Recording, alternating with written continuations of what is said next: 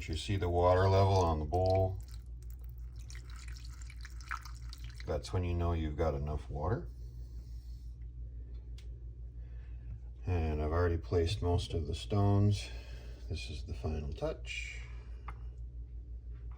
You can put the stones in there however you like. And then you just take your plug-in, plug it in, and away we go.